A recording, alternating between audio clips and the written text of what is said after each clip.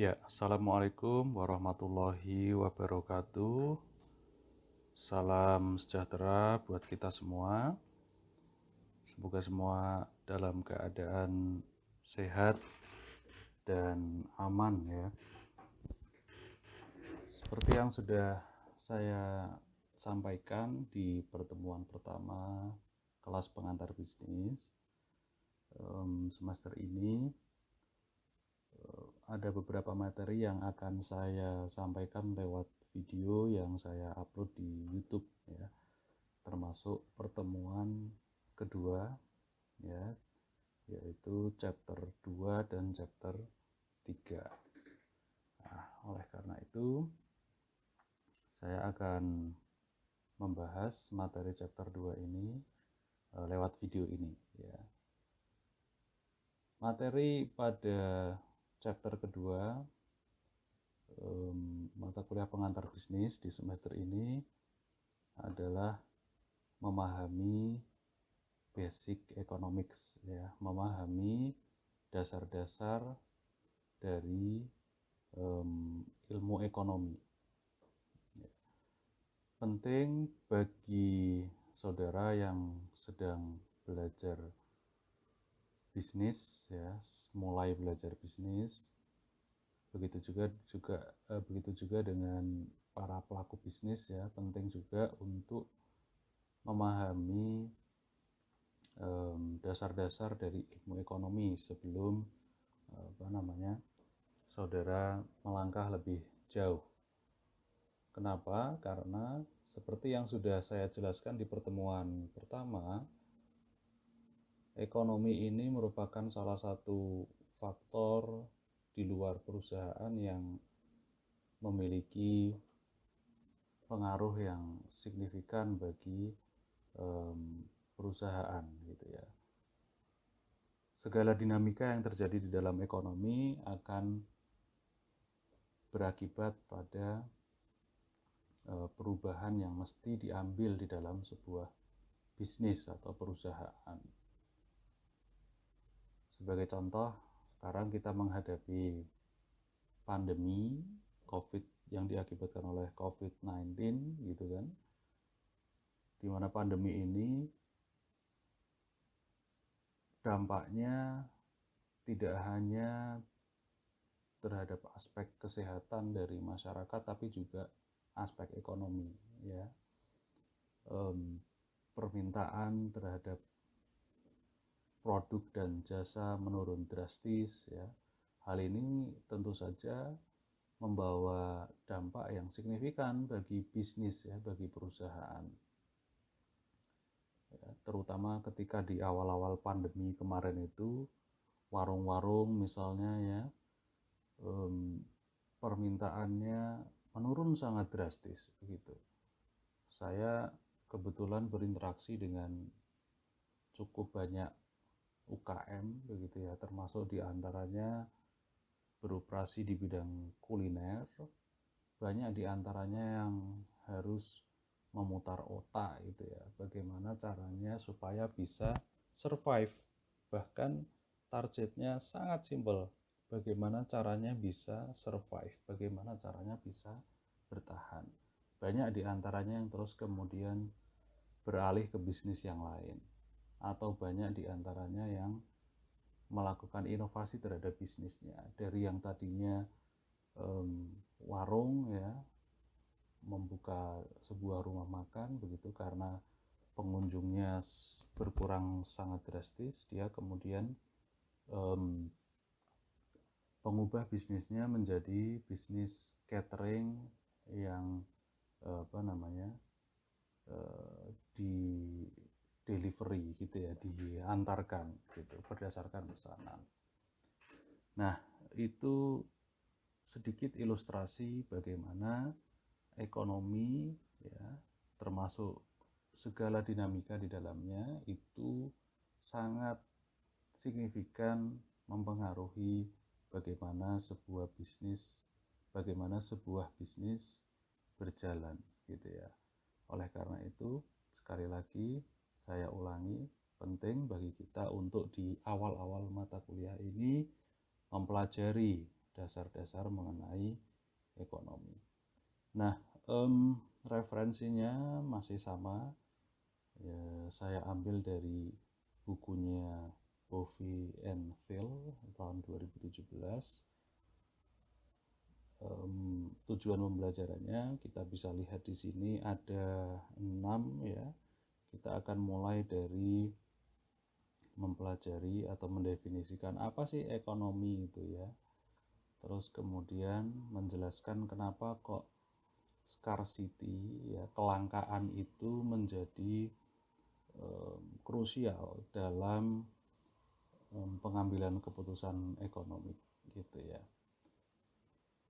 Yang kedua, tujuan pembelajaran dari pertemuan kali ini adalah diharapkan saudara nanti bisa membedakan beberapa jenis-jenis sistem atau beberapa tipe-tipe sistem ekonomi. Yang ketiga, nanti diharapkan saudara bisa menjelaskan bagaimana interaksi antara permintaan dan penawaran. Yang keempat, saudara diharapkan nanti setelah ikut pertemuan ini bisa mengidentifikasi isu-isu makroekonomi yang tentu merupakan hal penting dalam memahami perilaku ekonomi gitu. Lalu kemudian yang kelima, saudara nanti diharapkan bisa memahami ya atau mengetahui apa saja perdebatan yang terjadi seputar deregulasi ya. Kemudian mengidentifikasi 4 peran penting pemerintah di dalam ekonomi. Nah, yang terakhir, saudara nanti diharapkan bisa mengidentifikasi langkah-langkah kunci ya, cara-cara kunci dalam mengukur aktivitas ekonomi. Saya pikir itu tujuan pembelajaran yang nanti akan kita capai. Kita mulai dari yang pertama, kita akan mempelajari apa itu economics ya, kemudian menjelaskan kenapa kok kelangkaan itu krusial dalam pengambilan keputusan ekonomi. Nah, sebelum kita mempelajari apa itu economics, kita akan lebih mudah ketika memulai dari ekonomi. Ini kelihatannya mirip-mirip ya, tapi kalau kalau di dalam Indonesia bahkan ini terjemahannya sama ya, ekonomi, economics gitu ya. Ini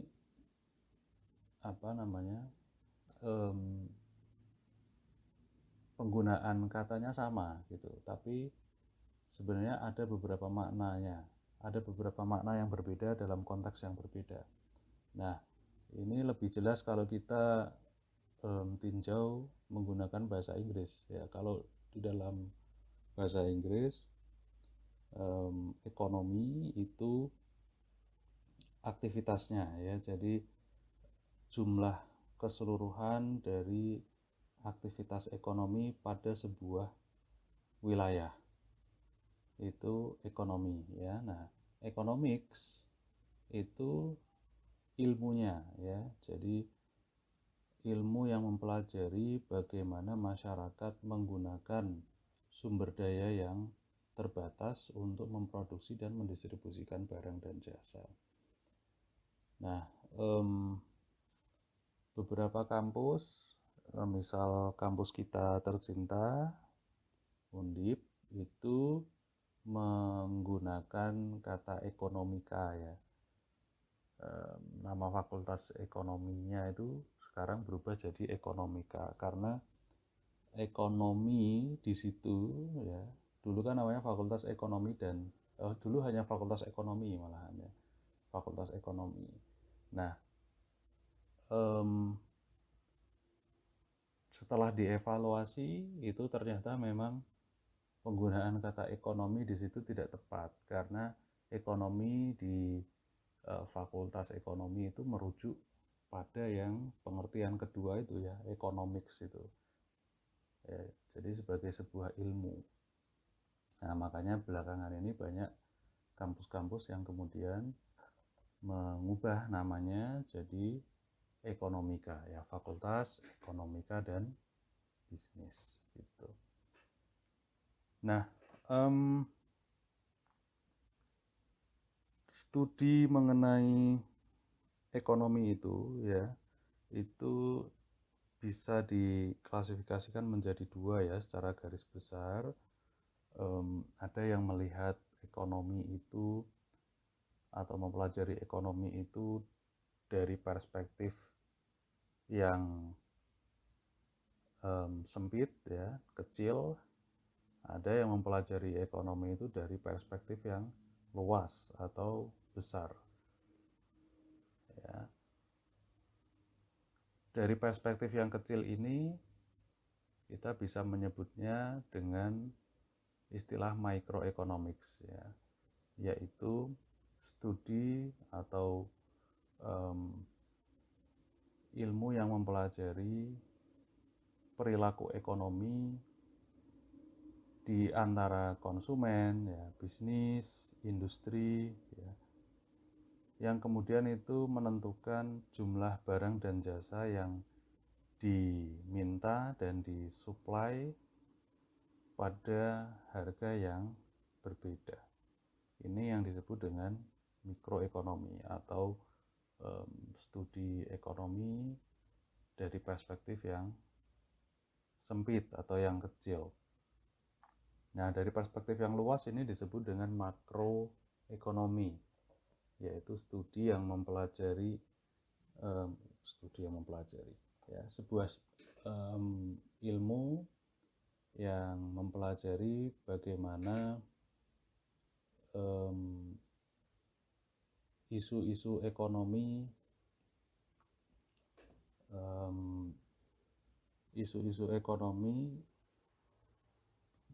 dalam perspektif yang lebih luas ya, seperti misalnya bagaimana perusahaan-perusahaan itu bersaing ya, kemudian apa pengaruh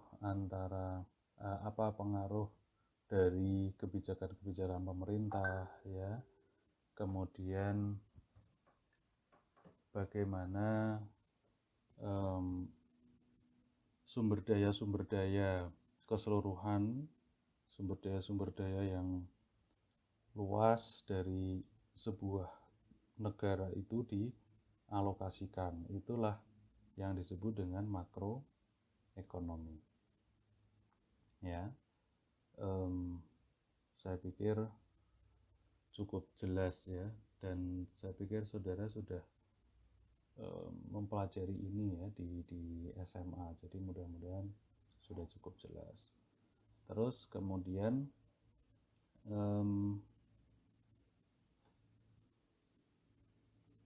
faktor produksi ya.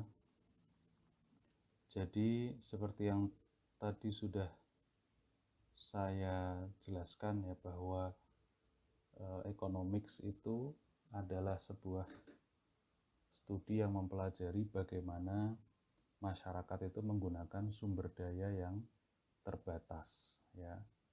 Nah, apa saja sumber daya itu gitu. Ada setidak-tidaknya 5 jenis sumber daya ya. Ini mudah-mudahan kelihatan. Saya coba zoom. Yang pertama adalah kita mulai dari sini dulu aja. Ya, yang pertama adalah natural resource ya, atau sumber daya alam. Sumber daya ini meliputi tanah, ya, air, mineral, ya, dan sumber daya lain yang bentuknya adalah diambil dari alam gitu ya. Nah, ini adalah sumber daya yang pertama. Yang kedua adalah capital atau modal. Ini meliputi pabrik, kemudian peralatan, mesin, ya, sistem, dan tentu saja uang, ya. Sorry, geser-geser. Nah, terus saya geser ke atas. Ya. Jadi yang ketiga adalah sumber daya manusia. Ya, tentu saja aktivitas dari sebuah bisnis itu perlu dijalankan oleh manusia. Oleh karena itu, orang-orang di dalam perusahaan, orang-orang di dalam bisnis itu juga merupakan sebuah sumber daya. Yang keempat adalah knowledge, ya, yaitu pengalaman dan kebijaksanaan secara kolektif, ya, dari sebuah organisasi, ya, atau tingkat intelijensi dari sebuah organisasi, gitu. Nah, termasuk kalau dirinci lagi, ya, sumber daya manusia yang punya knowledge tinggi itu ya juga termasuk sumber daya dari organisasi, gitu ya. Nah, yang kelima adalah entrepreneurship, ya, yaitu kemampuan untuk berinovasi, melakukan inisiatif, dan kemauan untuk mengambil risiko. Ini juga merupakan salah satu sumber daya, ya. Nah, di era sekarang ini, ya, khususnya di era revolusi industri 4.0 ini, di mana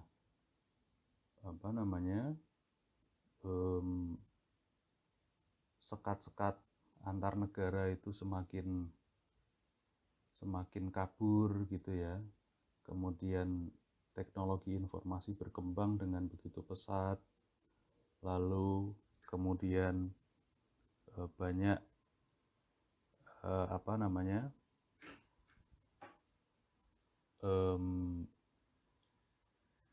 globalisasi juga semakin intens, begitu ya. Nah, maka banyak yang menilai bahwa di era sekarang ini salah satu sumber daya, kalau boleh dibilang yang lebih penting dibanding yang lain, itu adalah knowledge, gitu ya. Karena kalau di review misalnya seperti modal, ya, modal itu modal itu sekarang bahkan misal seperti Gojek, gitu ya. Sebentar.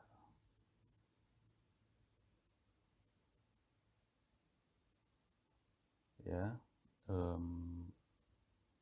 modal, ya, Gojek, gitu ya, misal itu modalnya itu nggak hanya dari Indonesia, gitu kan. Dia dapat suntikan modal dari banyak perusahaan di luar Indonesia, ya. Artinya apa? Sekarang itu tadi yang saya bilang, ya, dengan keterbukaan informasi, kemudian globalisasi yang semakin intens, itu kesempatan bagi sebuah perusahaan untuk mendapatkan suntikan dana atau modal dari spektrum yang lebih luas itu sangat terbuka, gitu. Nah, begitu juga dengan sumber daya manusia, gitu ya.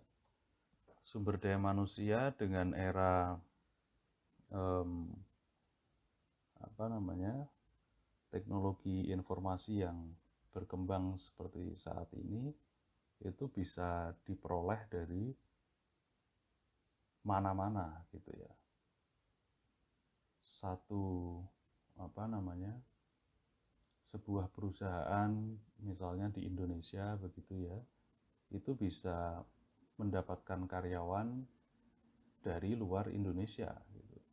Apalagi sekarang kita masuk di era masyarakat ekonomi ASEAN begitu ya, bahwa kemudian ada beberapa sektor yang dibebaskan. Negara-negara ASEAN itu,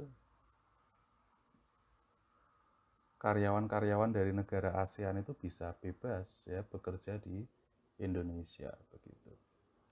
Belum lagi perkembangan tadi ya, teknologi informasi ya, kita bisa saja gitu kan bekerja di Indonesia, tapi kita bekerja untuk perusahaan di Kanada misalnya. Saya punya teman yang melakukan hal itu gitu. Jadi dia siang itu tuh malah free gitu. Dia baru mulai kerja setelah sore karena perbedaan waktu itu ya. Nah, contoh-contohnya seperti itu. Terus kemudian natural resources ya, entrepreneurship ini juga sama gitu ya. Makanya tadi saya katakan bahwa di era saat ini itu knowledge itu menjadi sumber daya yang lebih unggul ya dibanding yang lain. Artinya kalau bisnis itu punya knowledge yang unggul, itu bisa jadi satu kunci sendiri untuk kesuksesan bisnis tersebut. Ya, itu. Oke, kita lanjut. Nah, selanjutnya kita bahas mengenai kelangkaan ya. Jadi di dalam ekonomi itu ada satu konsep yang harus kita pahami, yang penting bagi kita untuk pahami, yaitu kelangkaan. Tadi kita sudah singgung bahwa ekonomi itu mempelajari bagaimana masyarakat itu merespon kelangkaan itu ya, dalam memproduksi dan mendistribusikan barang dan jasa.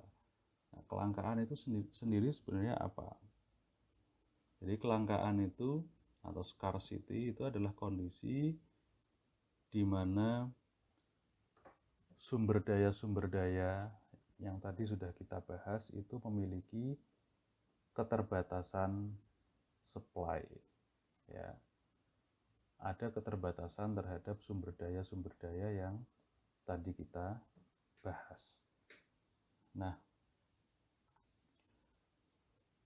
apa efek dari kelangkaan ini? Yang pertama, karena sumber daya itu memiliki kelangkaan ya, jumlahnya terbatas, maka masyarakat, dalam hal ini individu dan juga bisnis, tentu saja akan compete ya, tentu saja akan bersaing untuk mendapatkan sumber daya yang terbatas itu.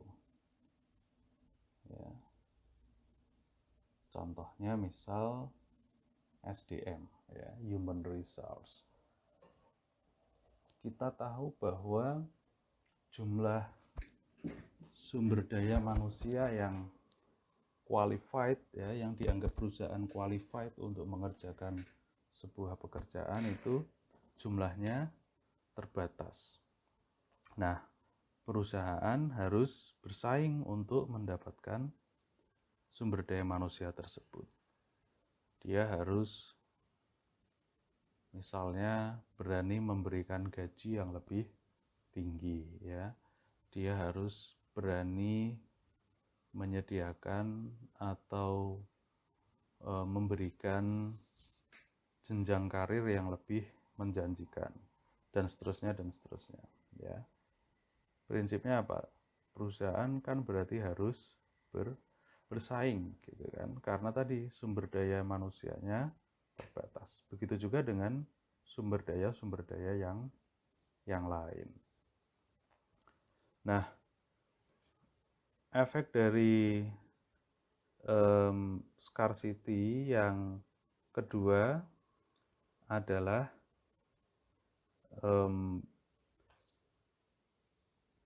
perusahaan, ya, begitu juga dengan individu-individu itu harus melakukan trade off, ya, harus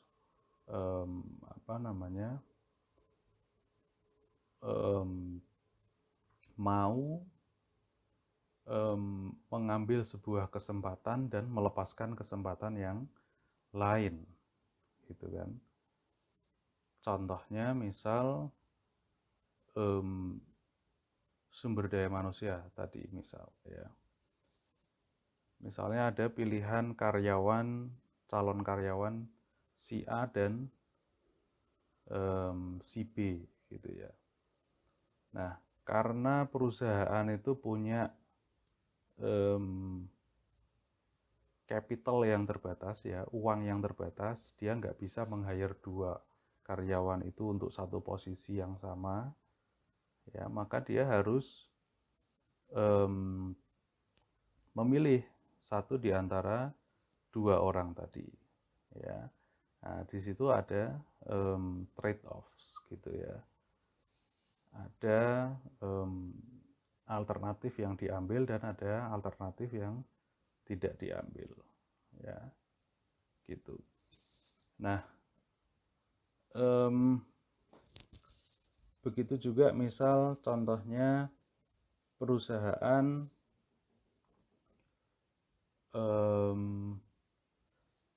bisa mendapatkan sebuah pilihan, ya, apakah dia harus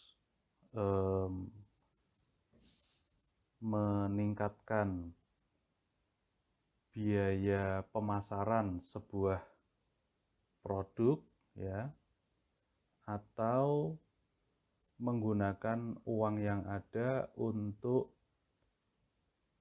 meningkatkan produksi, ya, itu juga trade offs gitu kan. Nah, dalam ekonomi fenomena ini seringkali populer dengan istilah opportunity cost gitu ya, biaya kesempatan yang hilang, yaitu ya tadi nilai yang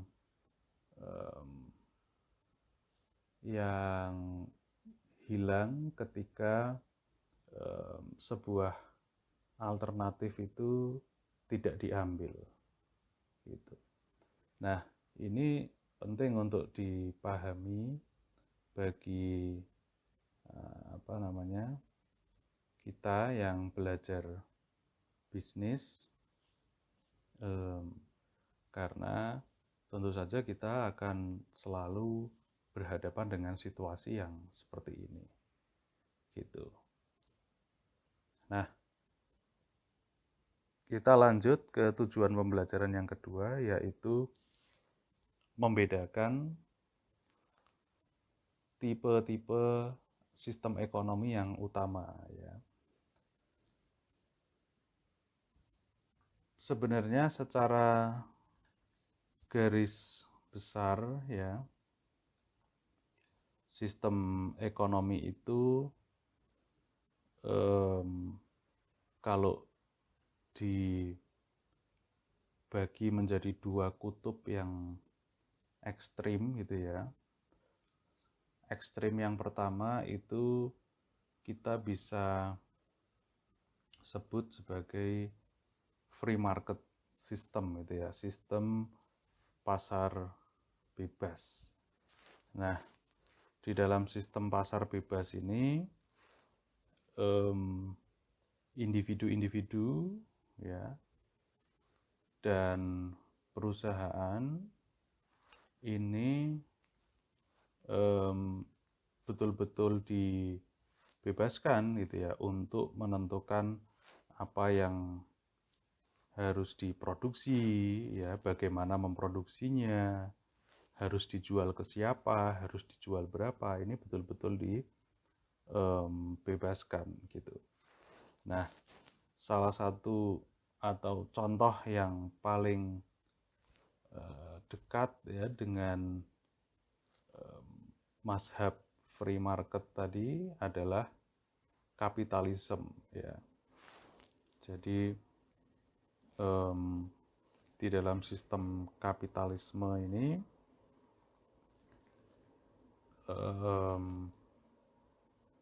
perusahaan betul-betul dibebaskan itu ya untuk memproduksi apa yang dia mau begitu.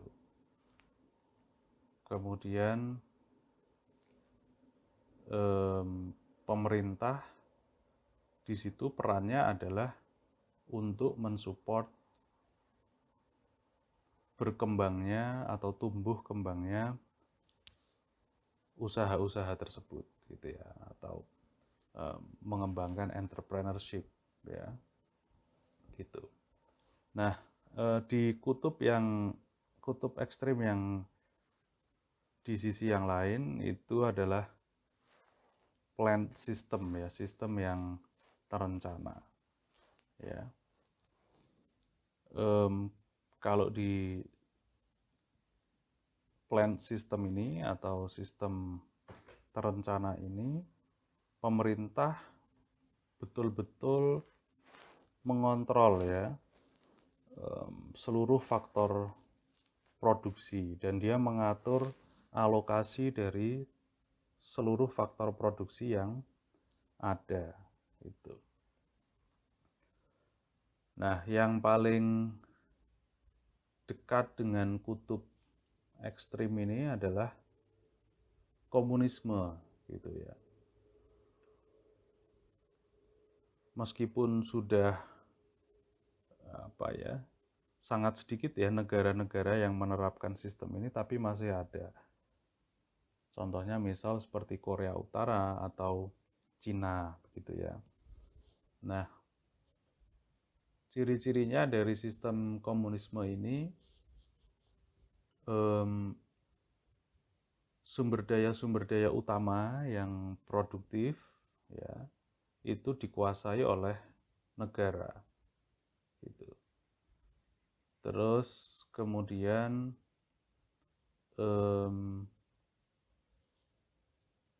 tidak ada kelas-kelas ekonomi gitu. Nah, yang selanjutnya adalah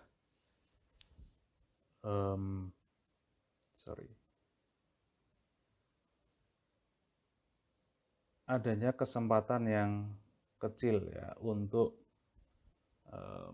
bisnis-bisnis itu berinisiasi gitu ya, melakukan inisiatif ya.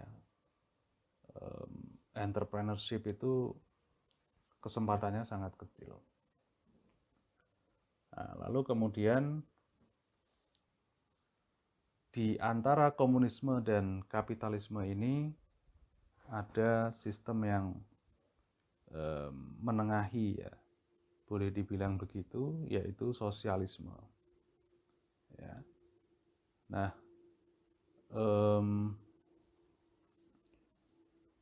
sosialisme ini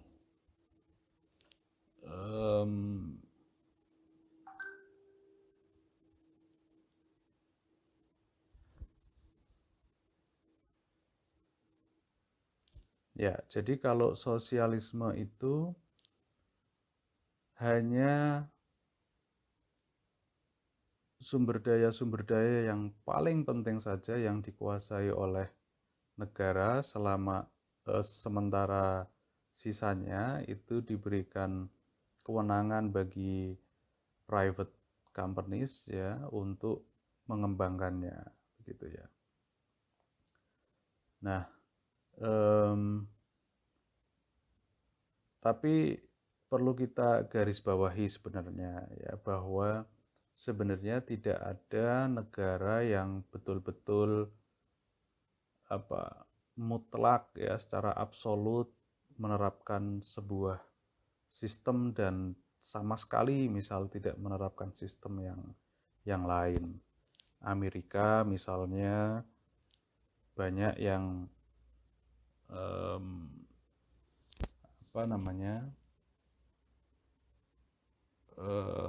mengklaim Amerika itu negara yang paling kapitalis gitu ya. Bahkan banyak yang menyebutnya sebagai simbahnya kapitalis gitu. Tapi sejatinya di Amerika saja itu ada beberapa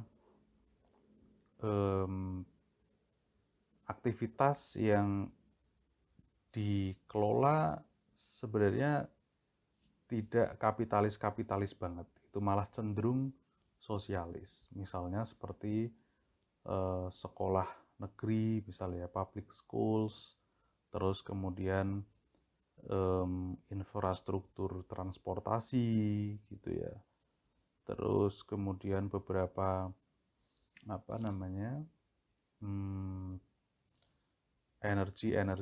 sumber-sumber energi baik di tingkat lokal maupun regional gitu ya, termasuk layanan kesehatan ya. Layanan kesehatan di Amerika itu banyak yang menilai malah justru lebih sosialis gitu, lebih cenderung sosialis. Nah, sebaliknya di negara-negara yang selama ini diklaim adalah potret dari sebuah negara yang komunis gitu, Cina misal ya, meskipun haluan politiknya memang komunis ya, tapi dalam pengelolaan ekonominya itu tidak sedikit yang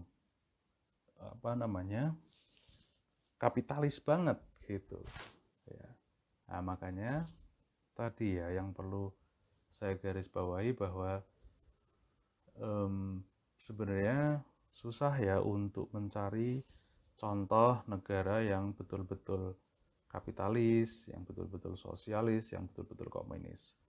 Yang ada prakteknya selama ini justru ya boleh dibilang sebuah negara lebih cenderung kapitalis, tapi ya seperti Amerika tadi ada unsur-unsur sosialis atau komunisnya.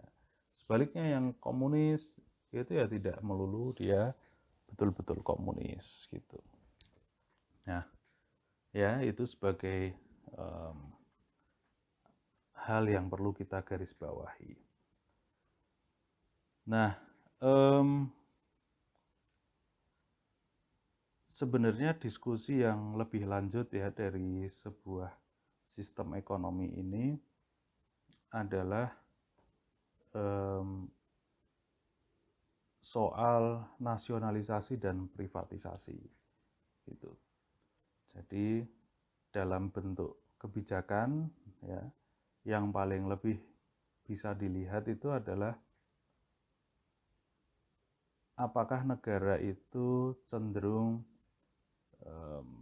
banyak melakukan nasionalisasi atau privatisasi. Ini yang bisa jadi salah satu indikator bagaimana sistem ekonomi di sebuah negara.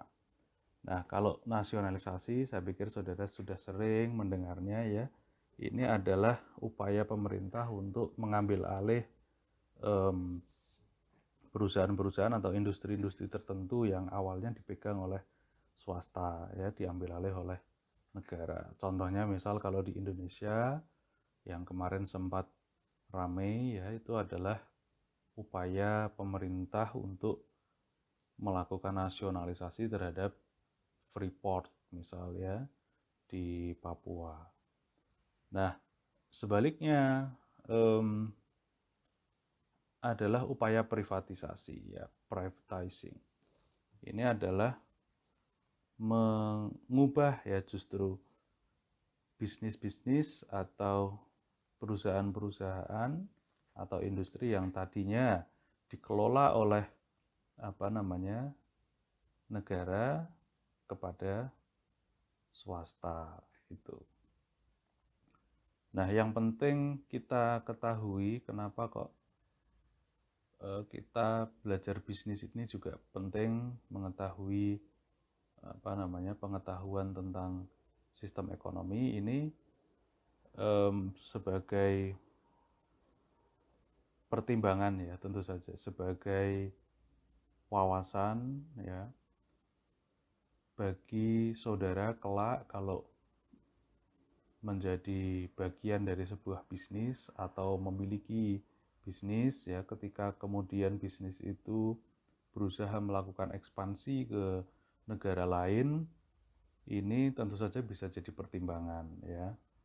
Apakah negara itu cenderung kapitalis atau sosialis atau komunis, ataukah negara itu cenderung gemar atau sering melakukan nasionalisasi atau privatisasi. Ini tentu akan jadi pertimbangan yang krusial. Karena kalau kita kembali lagi ke pertemuan pertama, kita lihat lingkungan di sekitar bisnis itu ada salah satunya adalah hukum ya dan regulasi. Nah, sistem ekonomi ini tentu akan mempengaruhi bagaimana hukum dan regulasi di sebuah negara. Oleh karena itu tadi ya, ini penting untuk diketahui sebagai pertimbangan ketika nanti bisnis saudara itu melakukan ekspansi ke negara lain misalnya seperti itu. Ya. Nah, yang ketiga, tujuan pembelajaran yang ketiga adalah menjelaskan interaksi antara permintaan dan penawaran. Nah, permintaan ini bisa kita pahami sebagai kesediaan dan kemampuan pembeli untuk membeli produk pada harga tertentu. Sementara supply atau penawaran ini adalah jumlah spesifik produk yang ditawarkan oleh atau yang dijual oleh penjual ya pada harga tertentu ya. Nah, penting bagi kita pertama kali untuk mempelajari konsep permintaan ya. Nah, kita bisa memahami konsep permintaan itu dengan melihat kurva permintaan ini ya. Nah, ini ya, yaitu adalah grafik yang menunjukkan jumlah produk yang dibeli oleh pembeli pada harga tertentu. Ya. Hukum utama dari permintaan ini adalah permintaan akan kecil ya ketika harga itu tinggi dan sebaliknya akan meningkat ketika harga itu rendah. Misal di sini kita lihat ketika harganya 600 ini ya. Ini permintaannya adalah ya 5.000 ya, 5.000 produk. Sementara itu ketika ketika harganya turun menjadi 200 misal ya, permintaannya akan naik menjadi sekitar 10.000 ya. Ini adalah hukum permintaan. Nah, permintaan ini bisa meningkat dan bisa menurun tergantung atau dipengaruhi beberapa faktor ya. Nah, permintaan itu ketika meningkat dia akan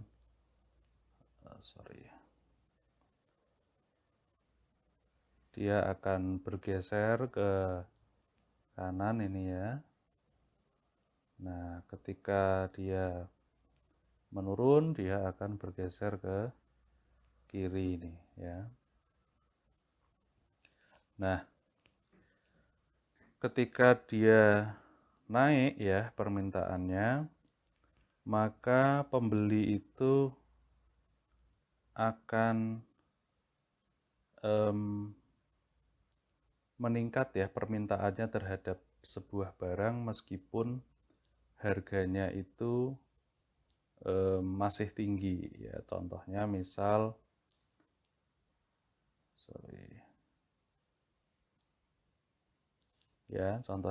ketika tadi harganya sama-sama 700 ya, ketika permintaan awal itu dia yang membeli hanya sekitar 5.000, tapi kemudian karena ada faktor-faktor tertentu dengan harga yang sama, yang membeli itu meningkat justru ya 6.000. Nah, apa saja faktor yang bisa membuat permintaan itu meningkat? Kita bisa lihat di sini, saudara bisa lihat di buku juga ya. Contohnya misal pendapatan konsumen itu meningkat.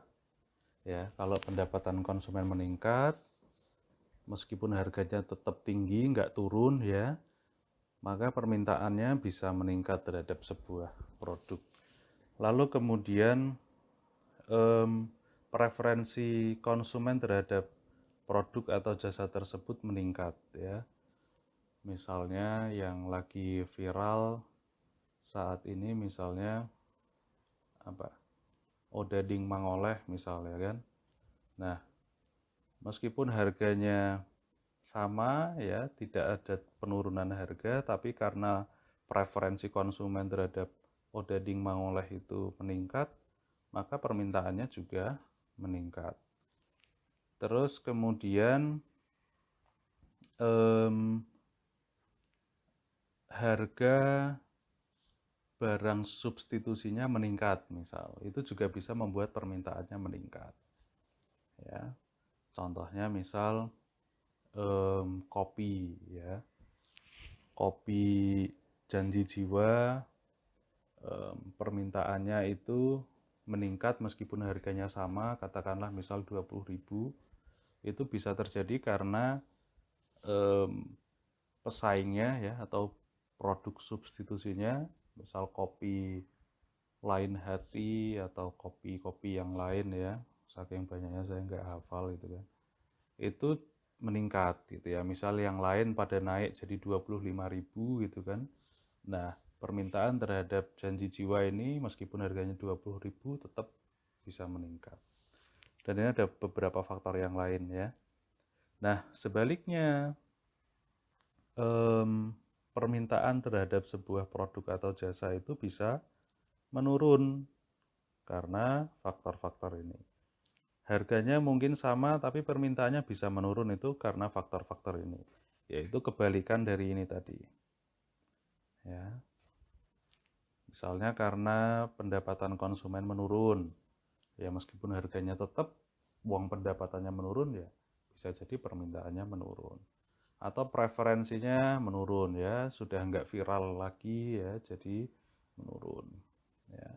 Dan beberapa faktor yang lain itu kebalikan dari yang tadi sudah kita bahas. Nah ini permintaan. Selanjutnya penawaran.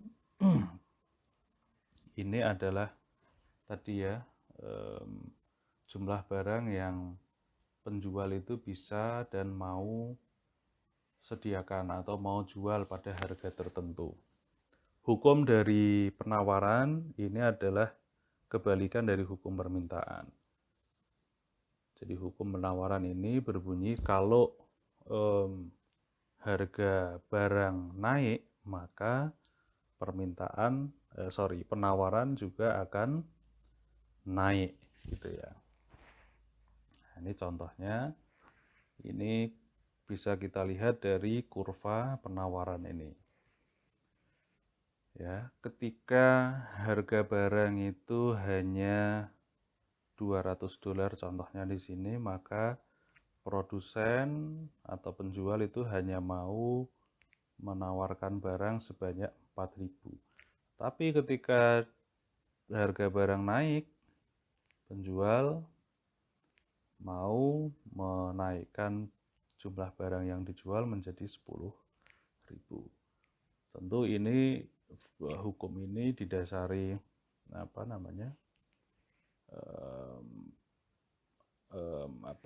fakta bahwa tentu saja penjual itu berharap mendapatkan gain ya atau keuntungan gitu. Nah, sama halnya dengan kurva permintaan, penawaran ini bisa berkurang, bisa bertambah ya, diakibatkan oleh beberapa faktor ya.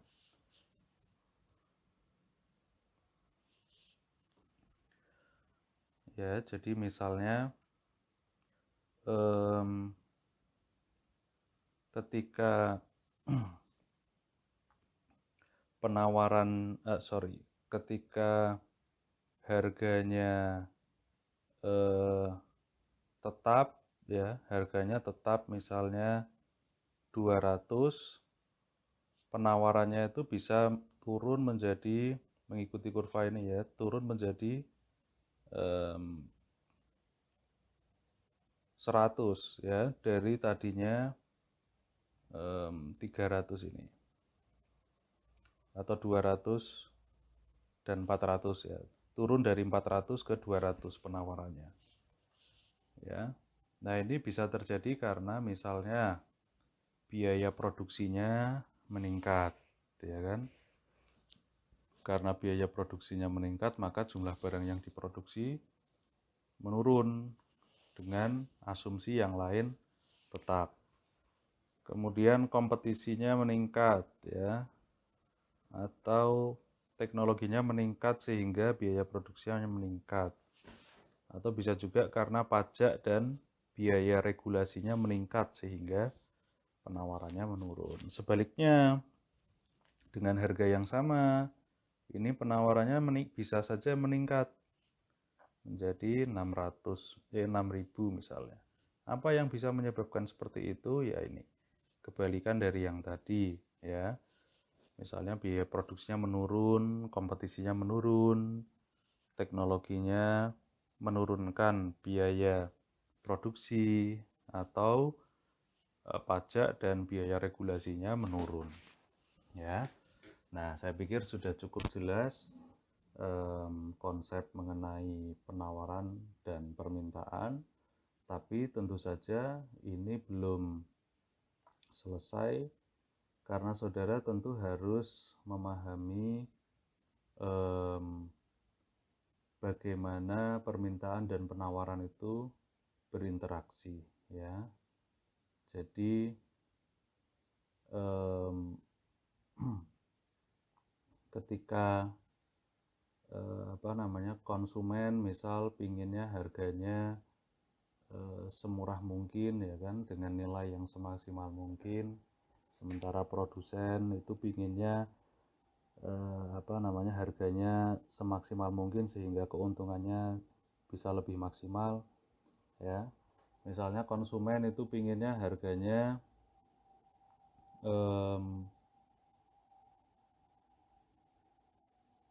200 misal ya.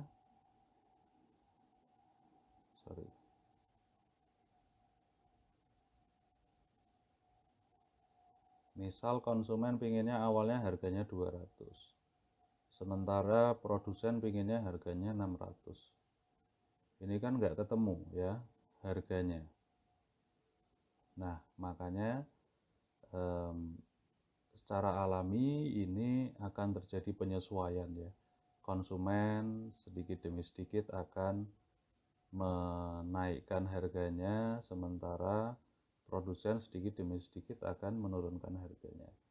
disinilah kemudian ketemu sebuah titik equilibrium, ya, yaitu titik di mana jumlah barang yang disupply itu equal, ya, atau sama dengan barang yang diminta gitu. Nah, disinilah akan ketemu berapa harga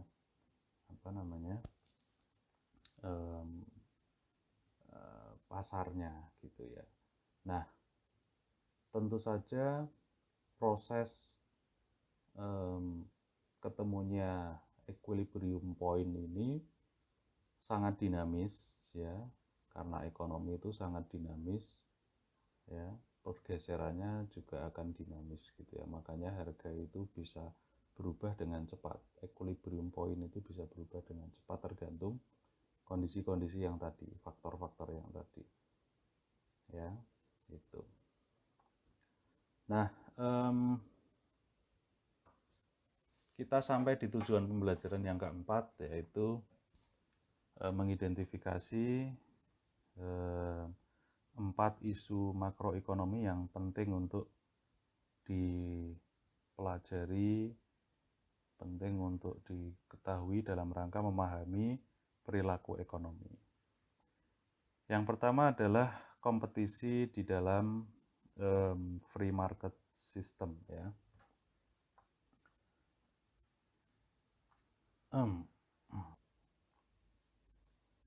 Nah, pada hakikatnya di dalam sebuah free market system, di dalam sebuah sistem pasar bebas itu para supplier, ya, itu akan bersaing, ya, untuk mendapatkan konsumen, ya. Nah, dalam derajat yang paling tinggi itu disebut sebagai persaingan sempurna, ya, atau pure competition. Nah, di dalam pure competition ini ciri-cirinya adalah di situ banyak sekali suppliers, ya. Kemudian produk yang dijual itu identik, dan di dalam industri itu tidak ada hambatan yang besar untuk masuk gitu. Nah, dengan karakteristik tersebut, maka kompetisi yang terjadi adalah sangat ketat, ya, dan sangat dinamis, sehingga tidak akan ada satu perusahaan pun yang punya power lebih besar dibanding yang lain, ya. Tidak ada perusahaan satupun yang bisa mempengaruhi harga, ya. Jadi supplier itu powernya sangat kecil, sehingga harga yang muncul di pasar itu betul-betul harga yang sebenarnya, boleh dibilang seperti itu. Nah, sehingga konsumen sangat diuntungkan dengan persaingan sempurna ini, meskipun di dalam contohnya tidak ada, ya, betul-betul industri yang punya persaingan yang sempurna seperti itu. Nah, yang kedua adalah monopolistic competition, ya, kompetisi monopolistik. Ciri-cirinya di situ ada sedikit atau banyak supplier, ya, ukurannya bervariasi, kecil sampai besar, ya. Produknya bisa dibedakan meskipun cukup mirip-mirip gitu, ya. Ada hambatan untuk masuk ke pasar itu, tapi tidak terlalu besar. Nah, dalam kondisi kompetisi yang seperti itu para supplier ini akan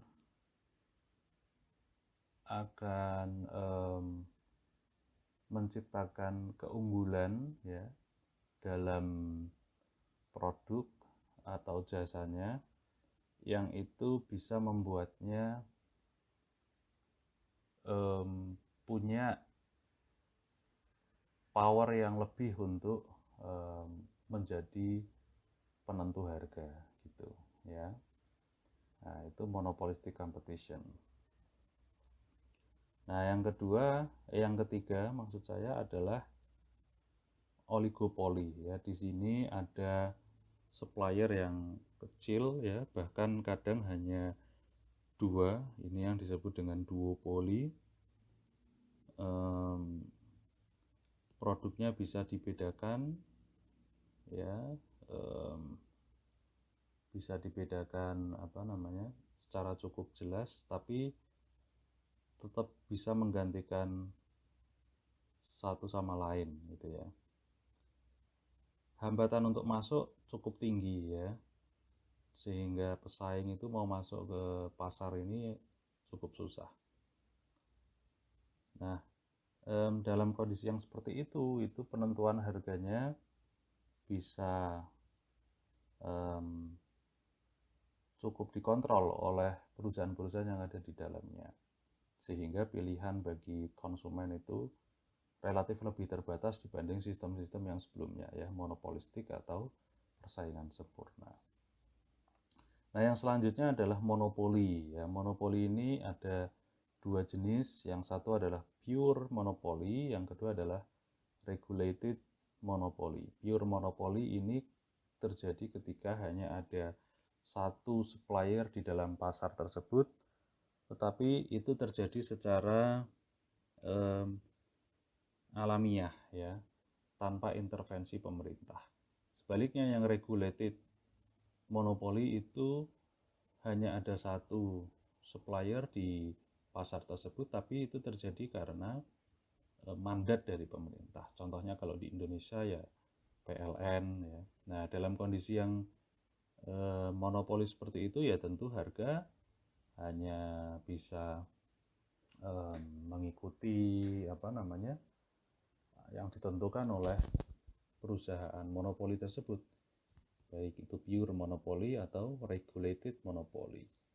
Nah, di sini pilihan bagi konsumen lebih terbatas ya, bahkan mungkin bisa dibilang tidak ada pilihan lain selain mengikuti harga dari perusahaan monopoli tersebut.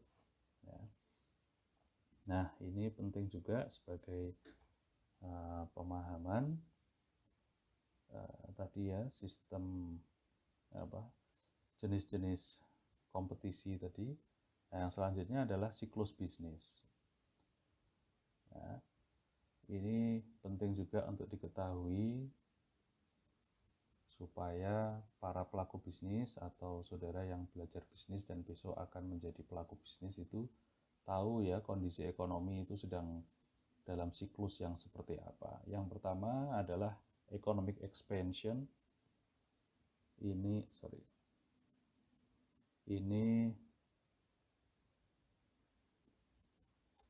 terjadi ketika ekonomi itu tumbuh, konsumen menghabiskan lebih banyak uang ya, yang kemudian itu menstimulasi lebih banyak serapan tenaga kerja, gaji juga meningkat, yang kemudian juga menstimulasi pembelian konsumen ya. Ini economic expansion. Nah, selanjutnya economic construction ya, atau sering disebut dengan konstruksi ekonomi, itu terjadi ketika pengeluaran-pengeluaran itu berkurang ya, kemudian terjadi banyak pengangguran ya, atau jumlah tenaga kerja yang terserap itu berkurang, dan akhirnya itu membuat ekonomi secara keseluruhan itu melambat ya. Nah, yang selanjutnya resesi ya, recession. Ini yang barangkali saudara kalau mengikuti akhir-akhir ini ya, akibat pandemi ini seringkali terdengar ya. Ya, apa itu resesi? Resesi itu terjadi ketika pendapatan nasional, ya, kemudian pengangguran, pendapatan nasional menurun, ya, pengangguran meningkat, produksi juga menurun, ya, atau secara umum bisa dilihat GDP, ya, Gross Domestic Product-nya menurun, ya, atau bisa disebut istilah lainnya atau pendapat lainnya mungkin ketika terjadi pertumbuhan ekonomi yang minus selama 6 bulan atau 2 kuartal. Satu kuartal itu 3 bulan. Ya, jadi kalau 6 bulan, ya, atau 3 bulan dikali 2 ini atau 2 kuartal ini pertumbuhan ekonomi di sebuah negara itu minus, maka bisa disebut bahwa negara tersebut masuk ke dalam resesi. Nah, inilah yang sedang dikhawatirkan oleh banyak pihak, bahwa Indonesia ini akan menuju resesi. Kita di kuartal kemarin itu sudah negatif, ya. Maka kalau di kuartal ke depan kita negatif juga, maka kita akan masuk ke dalam resesi. Gitu. Meskipun banyak yang bilang juga, banyak yang menilai bahwa sebenarnya kita tidak perlu terlalu khawatir karena negara-negara di dunia hampir semuanya juga mengalami resesi, ya, dan resesi ini masih bisa diobati gitu, ya, kalau melihat kondisi yang seperti ini, ya. Nah, economic fluctuation ini yang keempat ini adalah fluktuasi pertumbuhan ekonomi, ya. Fluktuasi itu artinya kadang naik turun gitu, ya. Ya, itu. Ini siklus bisnis, paling tidak istilah-istilah ini saudara bisa pahami, ya, gitu.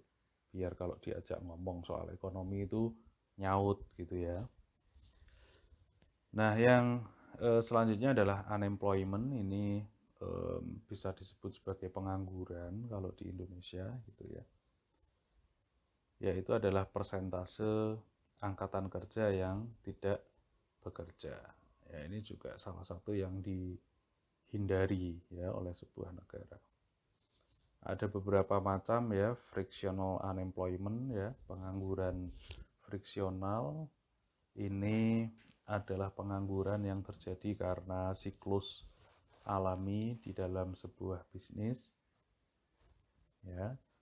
Kadang ada karyawan yang resign, kadang ada karyawan yang ya, mengundurkan diri, ya. Tapi setelah mengundurkan diri itu dia tidak langsung mendapatkan pekerjaan. Nah, dia itu termasuk dalam pengangguran friksional. Ada pengangguran struktural yang kedua, ya, structural unemployment. Ini adalah sebuah ketidaksesuaian antara keahlian para pekerja dengan kebutuhan perusahaan. Nah, kan nggak cocok ini, ya. Sama kayak ada orang yang cowok yang bodoh gitu, ya, tapi dia mengidolakan cewek-cewek yang atau pacar yang pinter gitu, ya. Ini termasuk jomblo struktural gitu, ya. Karena terjadi mismatch di situ, terjadi ketidaksesuaian. Ya, cewek pinter tentunya pinginnya cowok yang pinter juga kan gitu. Sama, perusahaan pinginnya karyawan yang skillnya bagus gitu, tapi karyawan angkatan-angkatan kerja yang punya skill biasa-biasa saja itu pinginnya kerja di perusahaan yang bagus. Akhirnya orang-orang yang seperti ini menganggur. Nah, inilah yang masuk dalam kategori structural unemployment, ya, gitu. Ada cyclical unemployment, ya, pengangguran siklikal. Ini biasanya diakibatkan oleh fluktuasi ekonomi tadi. Ketika terjadi penurunan pertumbuhan ekonomi, ya itu kemudian bisnis sedikit lesu, ya produksi menurun sehingga kebutuhan perusahaan terhadap karyawan itu menurun. Nah, di saat-saat seperti ini banyak perusahaan melakukan PHK, ya. Seperti kondisi saat ini, ya, ini pandemi, permintaan produk menurun, ya, sehingga kebutuhan pabrik atau perusahaan terhadap SDM, terhadap karyawan ini juga menurun, makanya banyak yang melakukan PHK. Ini cyclical unemployment. Yang terakhir adalah seasonal unemployment, ya. Nah, misalnya ketika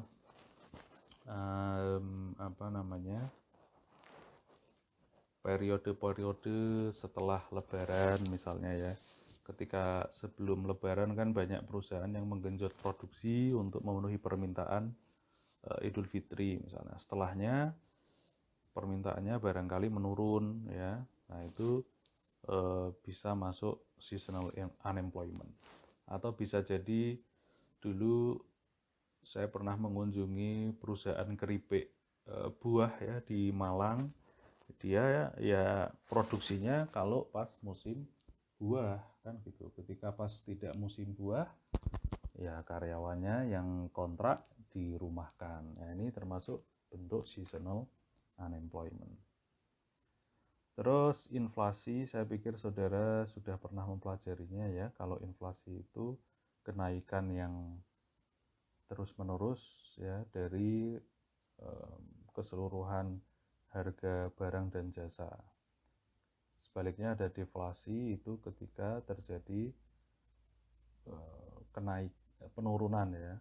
Kalau inflasi tadi kenaikan, ya, kalau deflasi penurunan, ya, terus menerus dari keseluruhan barang dan jasa. Nah, yang kelima kita akan mengoutline debat, ya, yang terjadi atau di seputar isu deregulasi, ya. Jadi sudah sangat lama, ya, orang itu berdebat, berargumen mana sebenarnya yang lebih efektif, ya. Apakah lebih efektif ketika pemerintah itu menggunakan banyak regulasi untuk mengatur aktivitas ekonomi, atau justru sebaliknya mengurangi regulasi-regulasi sehingga aktivitas ekonomi itu bisa tumbuh, ya. Nah, yang punya pandangan bahwa regulasi itu lebih baik, itu dasarnya adalah bahwa banyak bisnis, ya, atau banyak pelaku bisnis yang sulit, ya, untuk bisa diandalkan dia itu bisa berlaku adil, ya. Dia itu tidak melakukan kesalahan, ya, selalu benar. Itu sulit diharapkan untuk seperti itu. Contohnya misal perusahaan itu kadang akan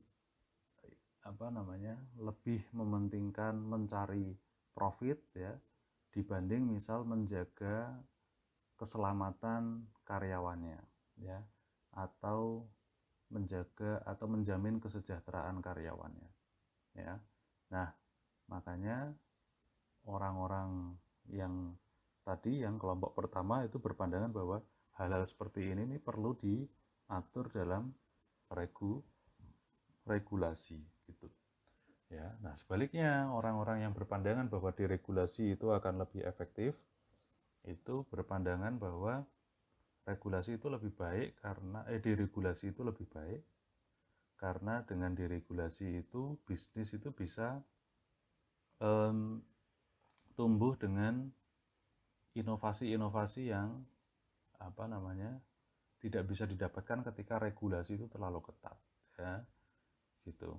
Kalau regulasi itu dikurangi, itu kan perusahaan lebih bebas ya bergerak, berinisiatif, berinovasi, sehingga ekonomi akan bisa tumbuh lebih baik ya. Masing-masing punya stance-nya masing-masing ya, punya pendapatnya masing-masing.